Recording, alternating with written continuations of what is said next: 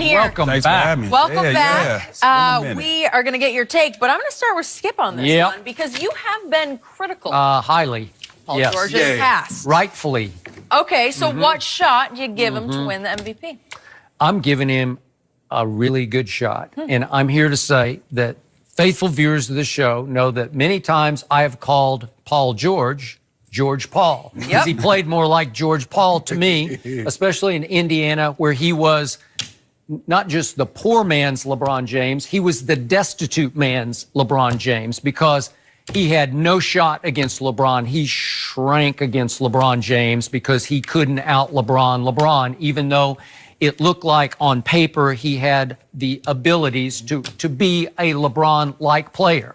And then what happened in the playoffs last year as Russell Westbrook's sidekick, we got to the fateful Game 6, the closeout game at Utah, and Paul George turned right into George Paul and completely disappeared. He scored no baskets the last 3 quarters of that game at Utah while Russ went full-on warrior, dueling with Donovan Mitchell, especially in the third quarter. They just went basket for basket for basket.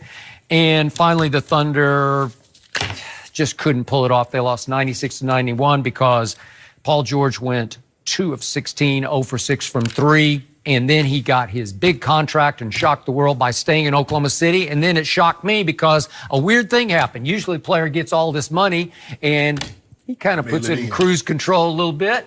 And Paul George went completely the other way. Nobody in this league plays harder every dribble than Paul George. And the proof of that is on the defensive end because he now leads the league. He's running away with steals with 105. And by the way, Oklahoma City just thrives on steals. They average over 10 a game, which just dominates the NBA. Paul George leads the league in deflected balls with 175, as you know from your years of playing. That's just effort. That's just want to. And finally, the favorite stat of all is that nobody dives for loose balls better than the superstar, the high-paid superstar, Paul George.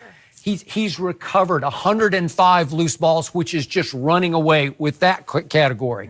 No team turns turnovers into points faster than Oklahoma City because their half-court offense it's pretty dreary. It's pretty dreadful, but they can beat you with their defense. They ignite on the defensive end, led by this man. So, again, I look at the numbers at 27, 8, and 4. I think on a nightly basis, he's making clutch shots, and we're just talking about regular season because now I got to see if he can rise and shine in the postseason. But in the regular season, I think he is closing the gap on James Harden in the MVP race. You know what, Skip? I tweeted this in the game against Philadelphia. I said, don't look now, don't at me, but Paul George is getting into the MVP. You want people to at you. No, don't at me. Don't at me. Crazy. I don't think he has a chance to win it, but I think he deserves credit because of the way he's playing. You know, Skip, he could always score the basketball. He was always a tremendous two-way player, but he's never been clutch. The only time he's been clutch is in the Gatorade commercials. Now he's in the Gatorade commercial. When I first saw it, it really offended me. Like, ball game? Really? Ain't no game with his shot. Okay. So now you should be even more impressed with what LeBron did to him, because LeBron kicked him. Put foots in him all the time when he was in it. He put foots on his face. Yeah, he did. It goes to show you that I think Russ has come to the real. I think Paul George is the best player now. He's been their most consistent player. I know Russ had another triple-double last night. He's up to 14. And there's a good chance he's going to average another triple-double for the season, which will be 3 consecutive seasons in which Russ has averaged a triple-double. But Paul George is their best player. Yeah. He's doing He is. No, he is. He's doing it on both. You just said a mouthful now. He's doing it on both ends of the floor. And for him to hit a 4-point play that won him the ball game, that's unbelievable. It is. And he hit that on Jimmy Butler. Jimmy Butler's no slouch at the defensive player either. So for him to be able to do what he's doing, and it just goes to show, you know, everybody said, well, nobody wants to play at Russ. He wanted to play with Russ. He did. He loves playing with Russ. He wanted to play with Russ. And I don't think James Harden is just off the charts. I mean, he's averaging 36 points, 8 assists. Giannis is almost 27 points, almost 13 rebounds, 6 assists, and Bucks have the best record. But he's got, you know, and my guy, you know, Go James will be back Sunday. So wait, he's coming back? Don't worry about this. I thought maybe he took the rest of the year off. Go James. So let that sink in. What Paul George is doing. What'd you say his numbers were?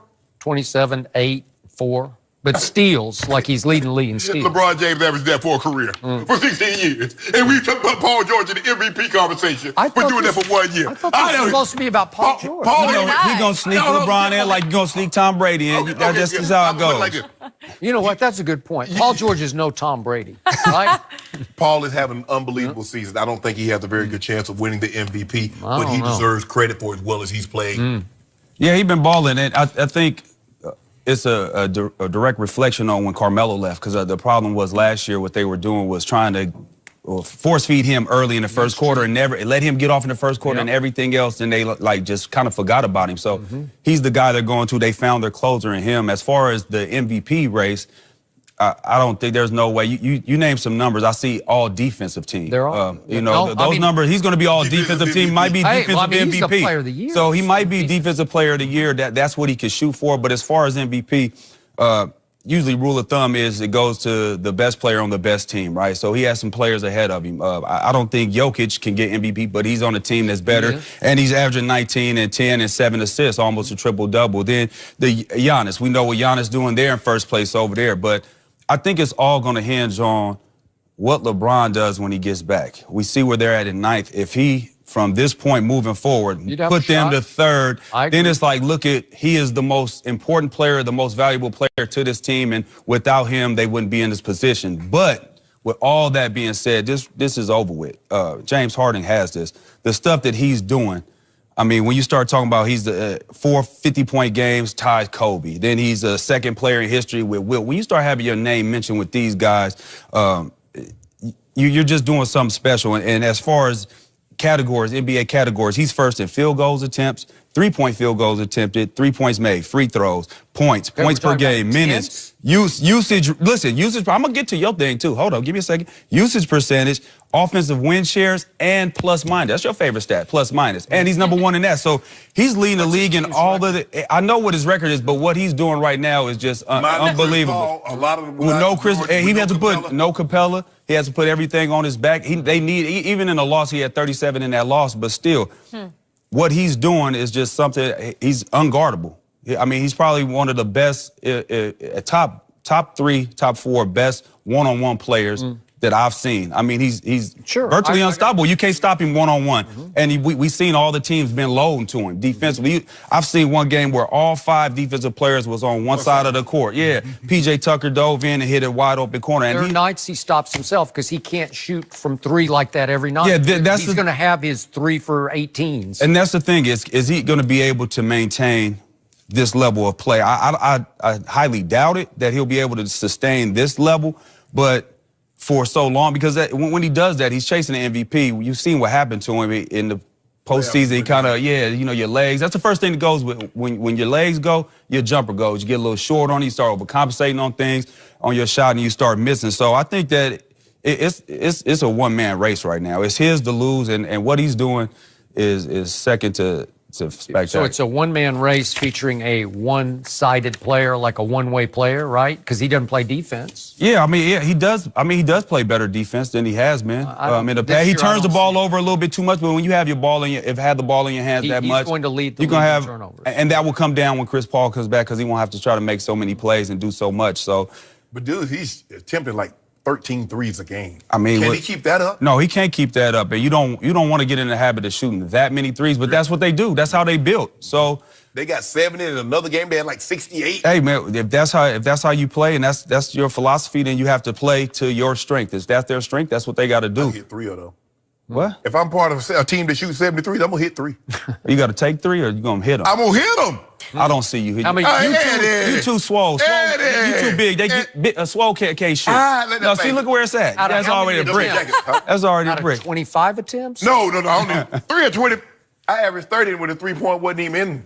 In 86, I didn't have a 3-pointer. No, you lying. I didn't have no 3-pointer. If I'd had a 3-pointer. 30 fouls? Wait. And when you did that, your average distance per shot was 2 feet. No, I had range.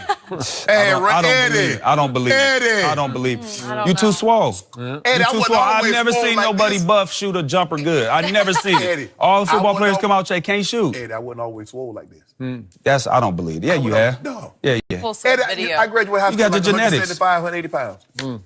Leaper. Is there any footage of this? Me and old Perv Zeller was on the same No team. comment. Is that right? Not the same high school team, but we was on the same all-conference team. Because I was good like See, I would believe you more if you was like, I was a rebounder, a bruiser. I said hard I could screen. score. I don't believe it. Eddie. I need some footage. I need some actual factuals do. of that. We Can I get a do. newspaper clipping something? I like to Give me get the something. I got that Give me a for you. newspaper Skip, clipping or though. something. It's basketball day. I don't believe that 31-19. either. I don't believe I'ma Bring me the clip. clipping. You guys Yeah, bring can me the settle clipping. this. Okay. And by the way, Great. Eddie House once said Arizona State scored how many points? 61. 61 in one college basketball game against Cal. There you Yeah, go. against Cal. Those are the numbers They you want to was, talk they was about. studying. Those If they didn't do the numbers. game plan, they was in there studying. They didn't know you could No, shoot like yeah, that. they did. No, they Eddie, did. good to have they you. did. Thanks Yeah, for them joining. guys.